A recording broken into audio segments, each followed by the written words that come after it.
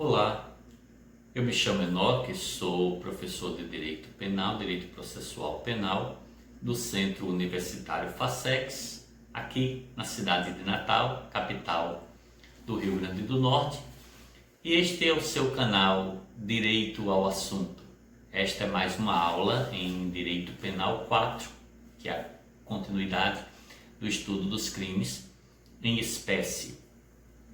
Temos falado, na aula passada começamos a falar sobre os crimes do título 9 da parte especial do Código Penal, que são os crimes contra a paz pública. Paz pública, então, aquele sentimento de tranquilidade que precisa existir na coletividade para manter as pessoas com aquele sentimento de segurança necessários para a vivência coletiva.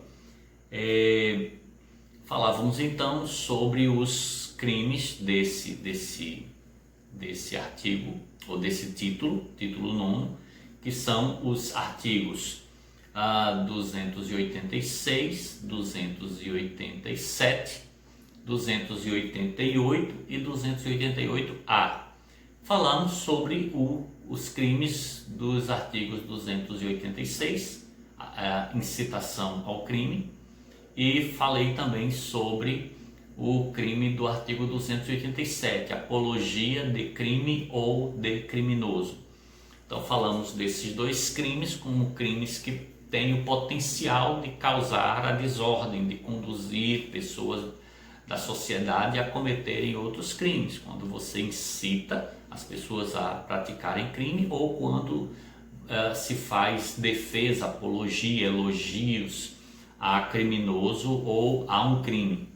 Então pode conduzir as pessoas a querer imitar e aí haver uma explosão do cometimento daquele mesmo tipo de crime. Mas aí vamos falar hoje sobre o artigo 288 e, se der tempo, 288-A, acredito que sim.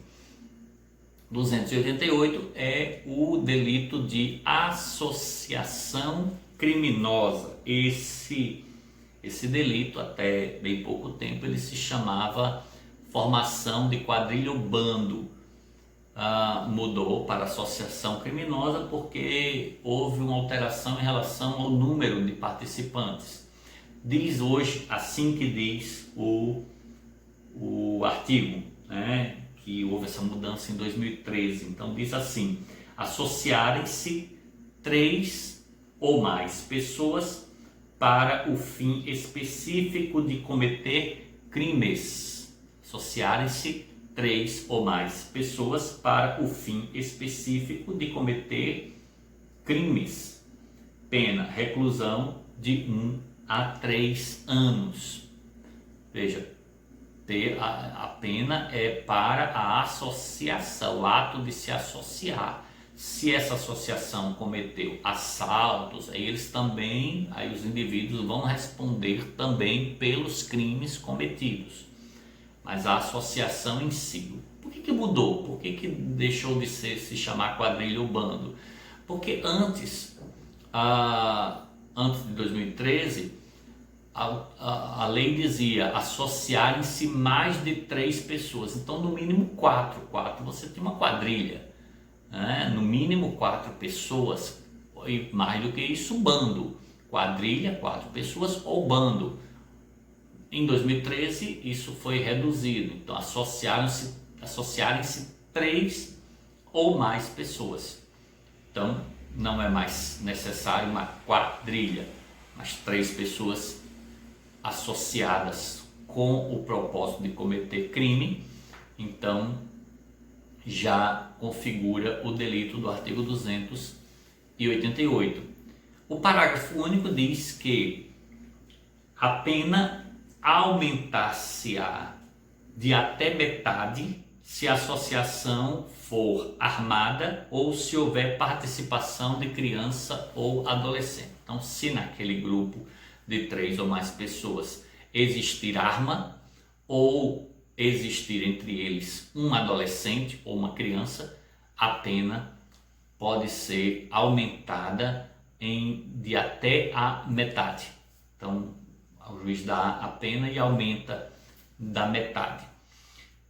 Pois bem, esse crime, então, ele exige alguns cuidados, né? Porque existe o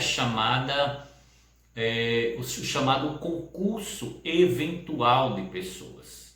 Concurso eventual de pessoas é aquela situação em que duas pessoas ou três pessoas, num momento ali, cometem um crime. Então pense, por exemplo, numa briga de uma discussão de uma boate, numa casa dançante, e três amigos, três rapazes se juntem e matem uma pessoa ali de pancada. Então eles cometerão um homicídio em concurso eventual. Os três vão responder pelo homicídio, mas você não vai chamar aquilo de uma associação criminosa, porque aquilo foi um evento, foi uma situação eventual, um momento, né? Um concurso eventual. Os três se juntaram naquele momento e cometeram aquele crime.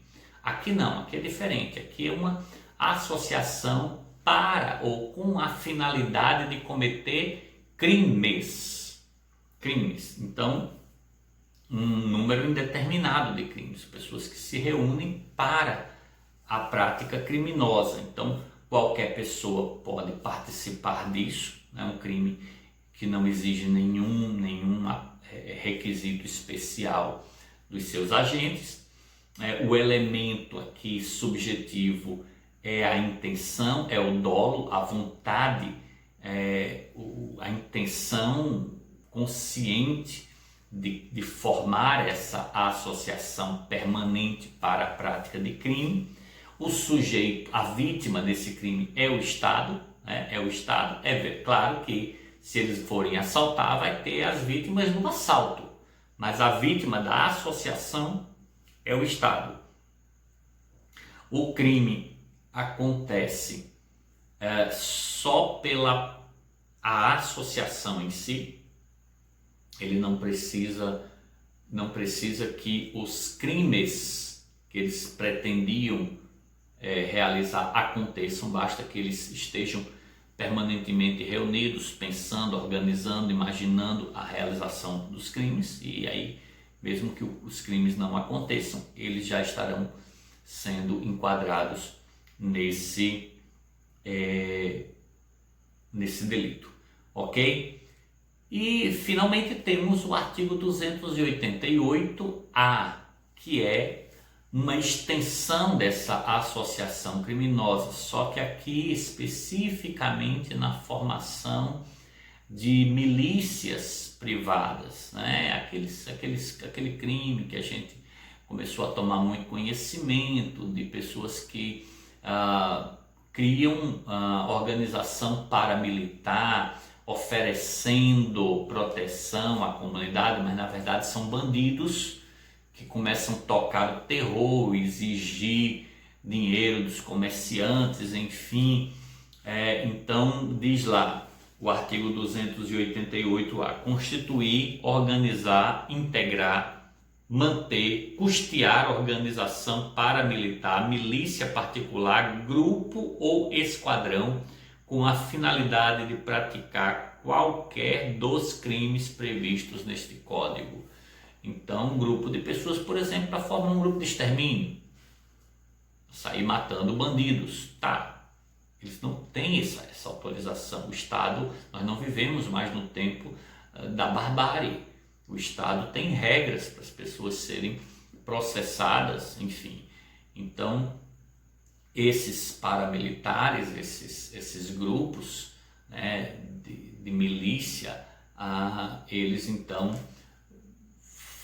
quando se formam, estão enquadrados nessa associação criminosa, só que do artigo 288-A, constituição de milícia privada. É um tipo penal que tem aí várias condutas que podem então já configurar a consumação desse delito. Então são esses os crimes do título 9, crimes contra a paz pública. Eu espero que você tenha gostado dessa aula.